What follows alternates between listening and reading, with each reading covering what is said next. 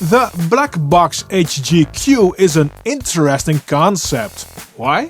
Because it's a plugin developed together with its hardware counterpart, but it's released before the hardware is available as a sort of a teaser. It feels like a marketing ploy, and you might wonder how many users of the plugin will actually buy the hardware, because it will probably cost in the thousands of dollars. But it's not completely marketing gimmick.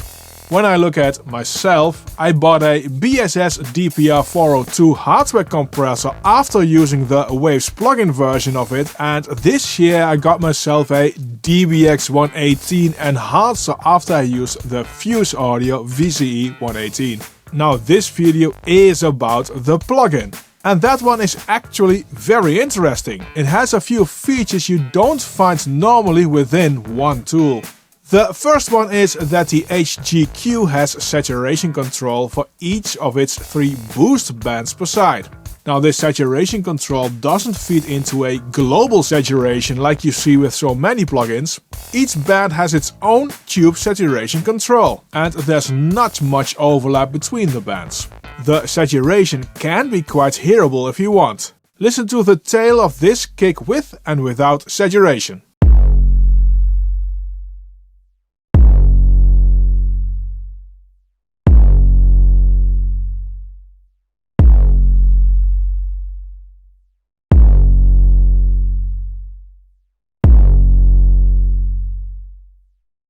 Each band can work in parallel between its cut or boost for that one band. Now even though this plugin only does parallel with the cut and boost of each band, it does make a difference in sound, and it is worthwhile to check if you have the cut and boost frequencies close to each other.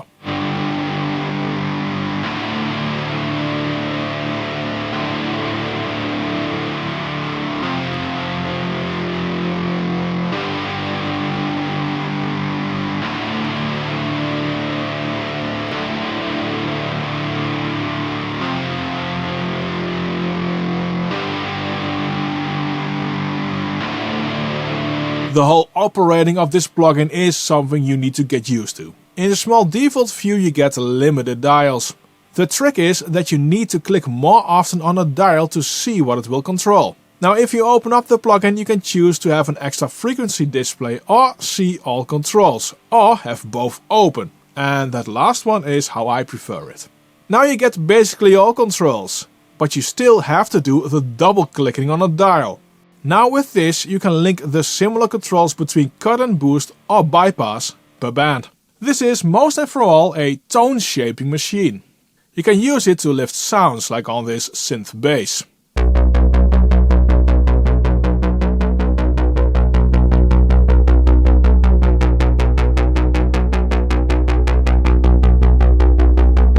Enabling Alt will add extra saturation.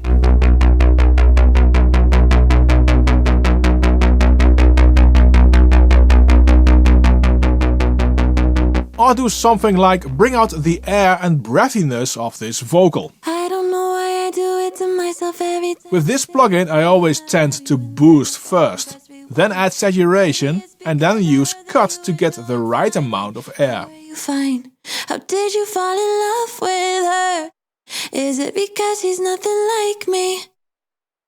I don't know why I do it to myself every time I say I don't wanna have you, and then I go and press rewind. And maybe it's because I heard that you were doing fine. Wait, how are you fine?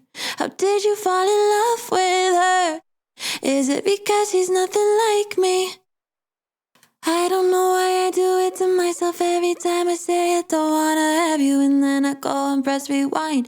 And maybe it's because I heard that you were doing fine. Wait, how are you fine? How did you fall in love with her? Now before we continue, please make sure to subscribe if you haven't already and hit that like button. This video is sponsored by DistroKid. Cover songs is probably one of the many types of songs you would love to do, but uploading to a streaming platforms is always a hassle due to copyrights and required fee because you cover an original song. DistroKid makes this very easy for you by offering the option to do this all for you for $12 per song per year when you have a DistroKid subscription. Use my link in the description to get 7% off of your first year on a DistroKid. With how the EQ and saturation works, you can do some nice tricks, like with this next snare. It has this mid-rangey hi-hat bleed you might recognize from a Shure SM57. Let's reduce that bleed while also trying to keep the attack of the snare intact and maybe even boost it. First, I'll reduce the hi-hat bleed.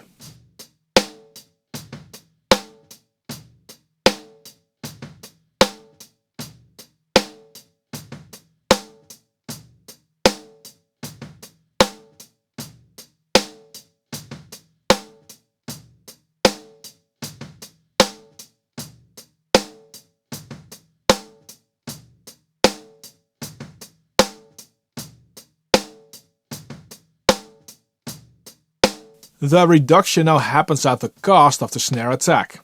Well, let's bring that back.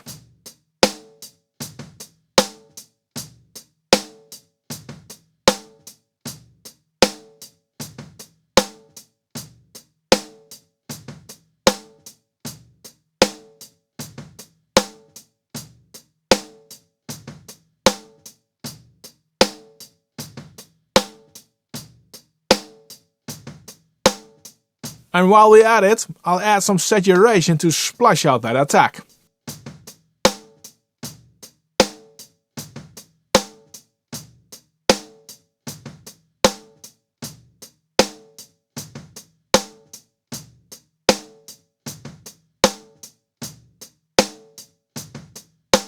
This is the difference.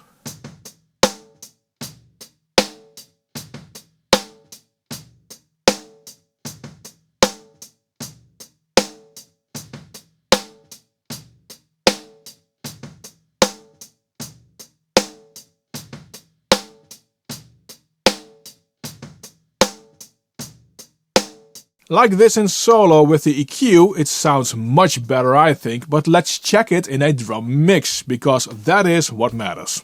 I have one track with the plugin, the other without, for reasons I'll explain in a sec.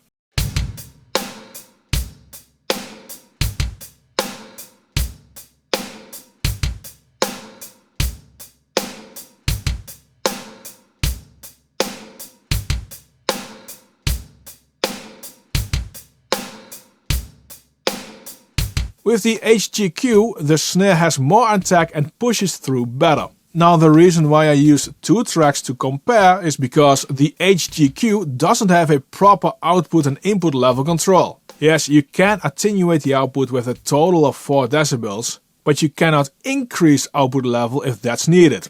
And it actually makes comparing between with or without the plugin a lot more involved than it should be. I will use it on the master bus because I want to show off its mid-side capabilities.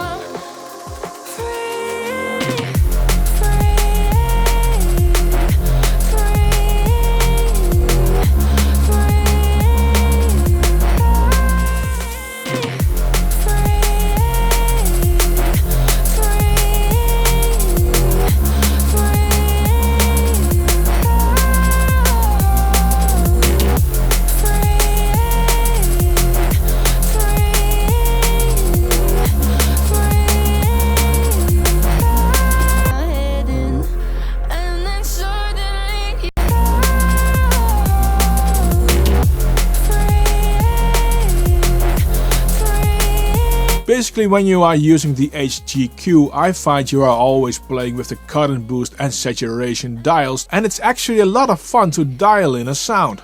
It feels fresh, and this plugin does invite to try things out, which is not a small feat. Try it out for yourself to find out if it fits in your audio tools shed and wait for the inevitable sale to get it.